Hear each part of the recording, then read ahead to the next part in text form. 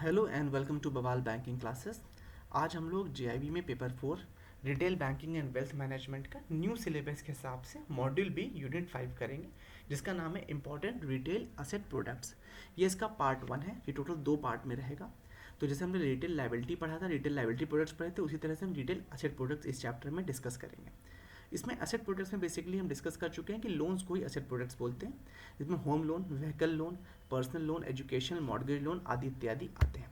Before moving further, please pause the video and go through the copyright disclaimer that this video is for educational purposes only, and do not forget to subscribe to our YouTube channel Bawal Banking Classes.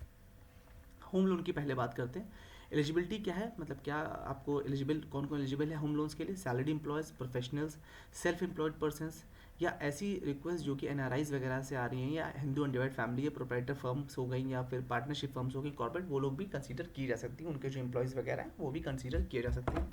Purpose क्या है? Purchase करने के लिए, या नया घर बनाने के लिए, या फ्लैट खरीदने के लिए, रेनोवेट करने के लिए, एग्जिस्टिंग हाउस को रिपेयर करने के लिए, लैंड खरीदने के लिए, मतलब प्लॉट कंस्ट्रक्शन पर्पस के लिए लैंड खरीदने के लिए, खेती के पर्पस से नहीं, हाउस होल्ड आर्टिकल्स एक्वायर करने के लिए, या फ्लैट के लिए, या फर्निशिंग, हाउस या फ्लैट की फर्निशिंग के लिए, ये सब इसके पर्पस हो सकते हैं।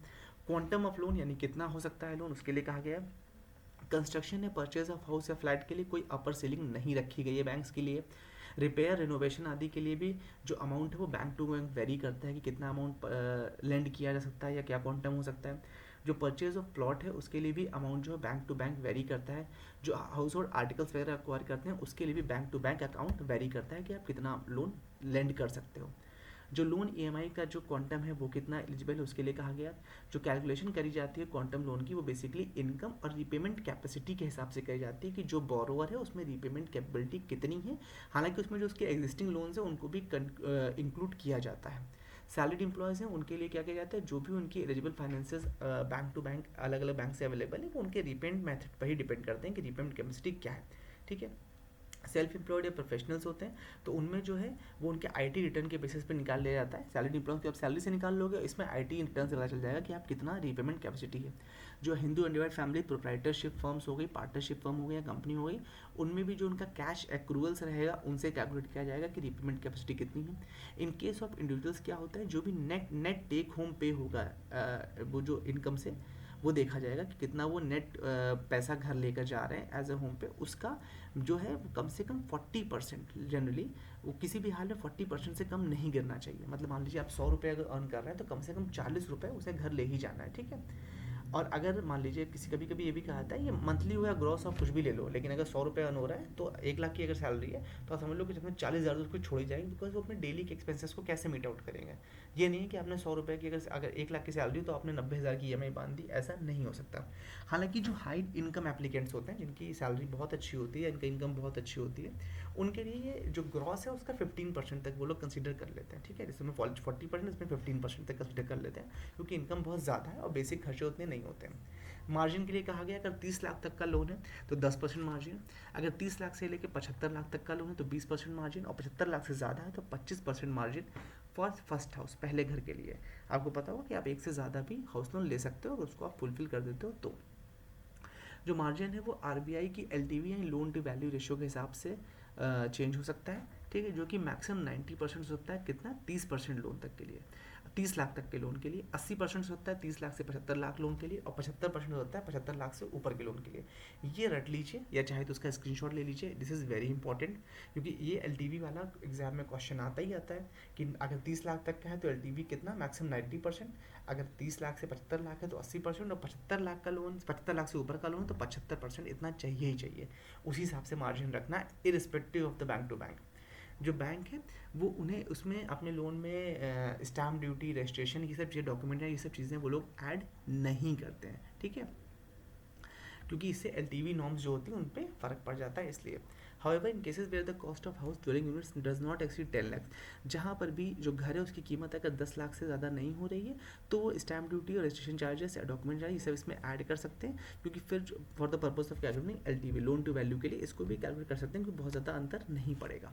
इंटरेस्ट जो होते हैं, फ्लोटिंग रेट ऑफ इंटरेस्ट जो होते हैं वो लिंक कहते हैं बैंक के बेस रेट पर एनम के हिसाब से, मंथली के हिसाब से। ठीक है। जो आरओआई है वो बैंक टू बैंक डिफर करता है, लेकिन बेस रेट मैटर करेगा। ठीक है। जो आरबीआई है उसने जो रेट ऑफ इंटरेस्ट है इसका जो कि कितना रखना है क्या है, ये इंडिविजुअल बैंक के ऊपर छोड़ दिया है। प्रोसेसिंग चार्जेस अदर एक्सपेंसेस क्या होते हैं, जो प्रोसेसिंग चार्जेस होते हैं बैंक टू बैंक वेरी करते हैं। कुछ बैंक्स हैं जो प्रोसेसिंग चार्जेस नहीं अप्लाई करते हैं, कुछ करते हैं।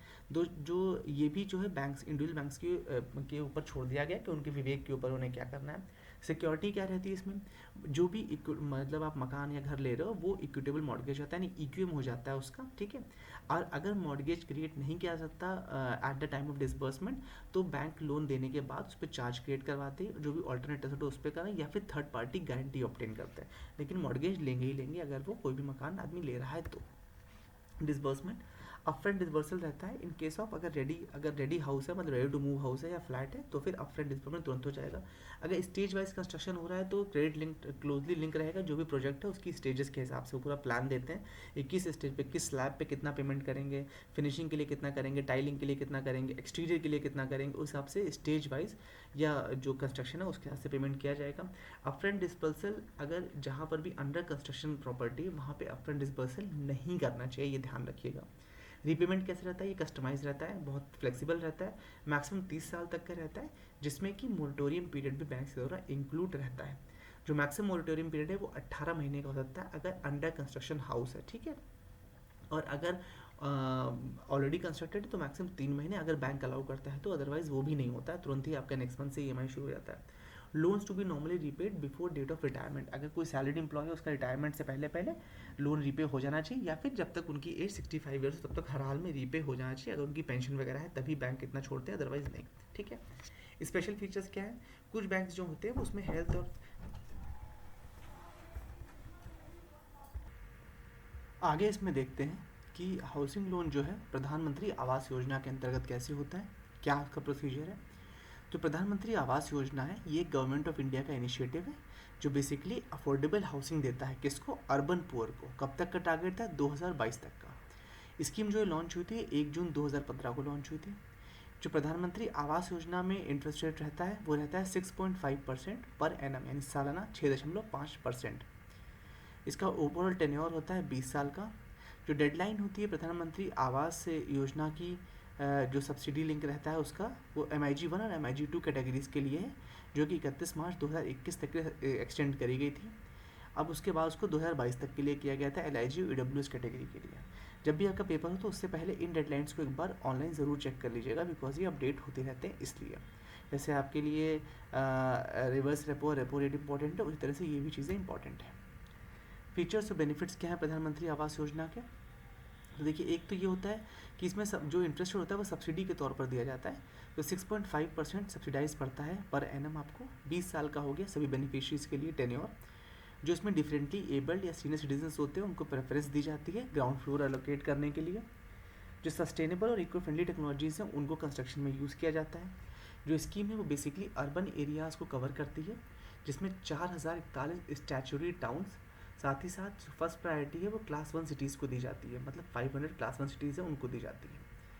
ये जो है टोटल 3 फेजेस में किया जाएगा। जो क्रेडिट लिंक सब्सिडी एस्पेक्ट है प्रधानमंत्री आवास योजना का, वो इंडिया में स्टैचुरी टाउन्स में इनिशियली इम्प्लीमेंट होता है। जो बेनिफिशरीज़ हैं प्रधानमंत्री आवास योजना के अंतर्गत उस तरह से बताए गए हैं। ग्रुप्स बनाए गए हैं बेनिफिशरी के। MIG 1 किसको कहेंगे, जिनकी इनकम 6 लाख से 12 लाख होगी। MIG 2 यानी मिडिल इनकम ग्रुप 2 में कौन कौन आएगा, जिनकी इनकम 12 से 18 लाख होगी। और LIG यानी लो इनकम ग्रुप में आएंगे 3 से 6 लाख के लिए। और इकोनॉमिकली वीकर सेक्शन किसको मानेंगे, जिनकी इनकम 3 लाख से कम होगी, उनको EWS कैटेगरी में दिया जाएगा। उसी हिसाब से सब्सिडी भी है। EWS में सब्सिडी दी जाएगी 6.5% पर एनम, जो इंटरेस्ट सब्सिडी है। LIG में 6.5%, MIG 1 में 4% पर एनम और MIG 2 के लिए 3% पर एनम ये सब्सिडी दी जाएगी। मैक्सिमम लोन फॉर सब्सिडी कितना रहेगा, EWS में 6 लाख, LIG में 6 लाख, MIG में 9 लाख और MIG 2 में 12 लाख ये रहेगा। इसमें बेनिफिशरीज़ को आइडेंटिफाई और सेलेक्ट कैसे किया जाता है। जो प्रधानमंत्री आवास योजना अर्बन स्कीम है वो बेसिकली अर्बन पुअर की हाउसिंग रिक्वायरमेंट्स को फुलफिल करते हैं, ठीक है। ये जो स्कीम है ये हाउसिंग रिक्वायरमेंट जो स्लम डोलर्स होते हैं उनके लिए, जो कन्फाइंड एरियाज़ में रह रहे हैं, अर्बन एरियाज़ में पुअर सैनिटेशन और ड्रिंकिंग फैसिलिटीज़ के बिना रह रहे हैं उनके लिए है बेसिकली। जो प्रधानमंत्री आवास योजना अर्बन है वो मेनली MIG यानी मिडिल इनकम ग्रुप्स और लो इनकम ग्रुप्स LIG और EWS यानी इकोनॉमिकली वीकर सेक्शन को इंक्लूड करते हैं। जो बेनिफिशरीज़ होते हैं EWS कैटेगरी के, वो एलिजिबल होते हैं पूरी असिस्टेंस के लिए स्कीम के अंतर्गत, जो भी इसमें ऊपर हमने लास्ट स्लाइड में जो क्राइटेरिया देखा था उसके अंतर्गत।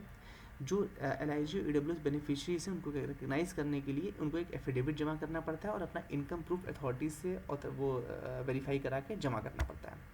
With this, we have come to the end of the part 1. To watch 2, please go to the another video. I hope you like the session. In case if you have any doubt, please feel free to ask in the comment section. Thank you so much for your valuable time.